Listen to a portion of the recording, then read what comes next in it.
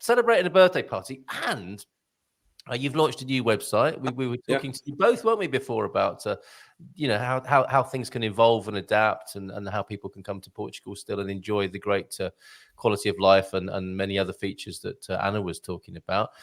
You have this. I mean, is this the right time to talk about it, or would you just like to go and lie down now? Okay. No, I'm like an auto drive, so I'm sure I can get through it.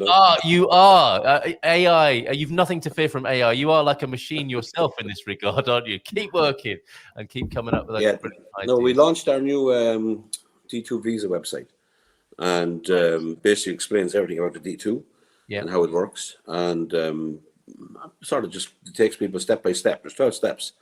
Sort of brings them through the 12 steps to get through the whole scenario. But tells them what's involved, but basically we take all the hassle out of it.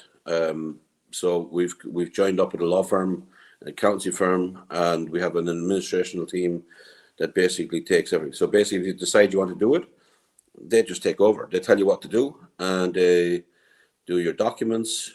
Obviously, it's a little bit different than Golden Visa or even D7. There's an investment element involved and so on, and a business plan, etc.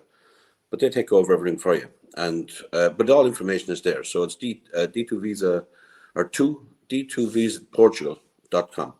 Yep, got that. Now that you have a sort of an ebook as well, it has all the information there as well. Very good. I mean, there's a lot of information here on the screen, and like you say, you can download an ebook as well. It tells you everything that's required, and the context for this, I think, is very interesting, because whilst people have been panicking about the Golden Visa, been panicking about the NHR, so much of the emphasis has been on how things are shrinking, and the benefits seem to be disappearing. You're approaching this as we might expect from an entrepreneurial and innovative point of view. You're looking at residency through investment. This isn't about retiring, is it, and having a quiet life and worrying about how far your money's going to go. This is for people who want to come here and invest in the country and create a residency for themselves in the process. The rules are very, very similar with regards to D7 and the D2. The big difference is what you qualify, how you qualify. That's it. But the rules around the actual visa are the same. So in other words, how long you should stay here, etc. But the big difference, I suppose, with the D2 visa is that and this is why most people, like sort of investors, will do it, if you cannot stay in Portugal for, like, it's 2.5 months for commercial reasons, because you have to be out of the country, you don't have to. So once you can provide a good reason to say that, look, I can't stay and live in Portugal for 2.5 months, it gives them a get out of jail clause, if you like, so they don't have to. So, the big reason the Golden Visa was so successful was it was very non-intrusive into somebody's life. So they came, they did their investment, they went away, they came back 14 days every 2 years, which is why it was so successful, because not everybody wanted to actually, or was able to move here at that given time. D2 actually more or less is the same. Most people doing the D7 are moving here because they're moving here and they want to become tax residents, etc., and take advantage of the NHR and so on. The D2 is still basically down to gaining residency for family, because you can have complete family reunification as well through the D2 and the D7, of course, but through the D2 as well. So it's much cheaper than what the Golden Visa was.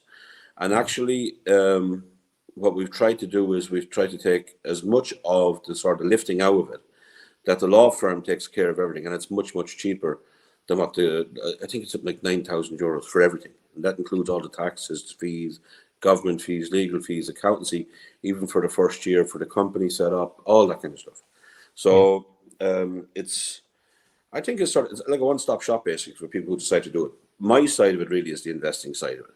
So what I've done is I've created either multiple purchase units, SPVs, special purpose vehicles for regards to people to invest into, typically doubling their equity over every 3 years. Well, okay, excellent stuff. Lovely to hear that, and how exciting as well. While so much of the talk is about, what's going, what are we missing? Things are getting worse. Here we have an expanded view of moving to Portugal, getting involved in the economy and investing here.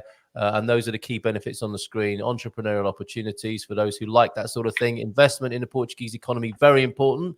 And people are still coming, right, Bobby? Despite how the government might be trying to put them off, they're still coming and they want to invest in this wonderful country. Yeah, I hope to about 1,000 of them like next year, to be honest. That's my target, is 1,000 D2s next year. Wow. So, that's a lot of investment in the country. With an average of investment, probably around 300,000 to 400,000. Right. That should definitely get you a Christmas card from the new Prime Minister. You would think. You would think, whoever or that's. A plane ticket. So investment in the economy. I love the cut of your jib here. The excitement and the vibrancy of this, rather than the worry and the anxiety that there's been so much of in the last few months. Residence in Portugal, of course, is part of it. Renewable status, family reunification, and you're not just getting Portugal, are you? You're getting access to the whole Schengen area, and that's an expanding pie as well. That's going to get bigger, not smaller, I think.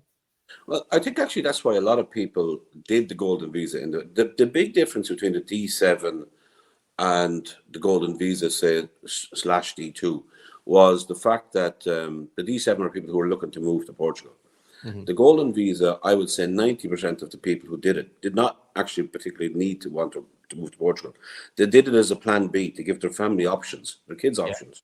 Mm-hmm. To get eventually a citizenship, a European citizenship that gave them access to Europe, not just Portugal, because they wanted better school or educational options compared to the world. They wanted better job options worldwide, because once you have a European passport, it not just opens up Europe, it opens up everything. It opens up the US, it opens up a lot more options than, say, if you had an Indian passport, for example.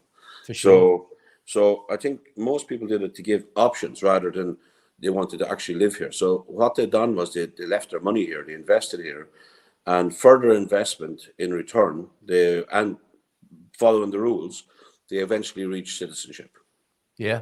Incredible. So are you 1,000 of these you're looking at, and with a fairly significant investment, that's going to be a big difference for the economy and the dynamics really of this culture and this society in this country. So I'm actually very, very curious to see how the immigration trend goes, because up until this year it has been spiking like this. Mm-hmm. And I don't know if it's going to go down. It may go stabilize, but I don't think it's going to go down, honestly. Immigration across the world it's a thing. People are moving. What they're looking for is, what have you got to offer over somebody else? So, like, people seem to forget that, like, it's not just Portugal looking for immigrants. Everybody is looking for the investor, and there's investors looking for options. So Spain has them, Greece has them, Cyprus has them, Ireland have them, the UK have them. So everybody is looking for a particular type of investor or immigrant. And what they're looking for is either people who are well trained, highly trained, well educated, or people that have money and that they can invest into their economies, either by bringing and adding to the workforce or bringing and adding money to the economy. Yeah. So what I think we are very competitive in is that what we offer more than most places is, as like you said, security being the first thing. The climate, the lifestyle, the weather, the European passport is relatively easy after the 5 years of the residency, the family reunification. So I think we actually have one of the most attractive residency programs out there. And when the Golden Visa went away, everyone was sort of going, oh, Christ, what are we going to do now? But this D2 visa thing was here long before the Golden Visa. As its number suggests, right? It's D2, isn't it? It's the second of the visas, Yeah. So we didn't... I never knew about it. I told you this before. I didn't know about it until the Golden Visa thing went away. And I had a friend who was doing it, and he was doing it quite successfully. So I said, that'll work for me. And it works for my clients. And here we are. And I started, the website only went live, I think, yesterday. I think it was yesterday.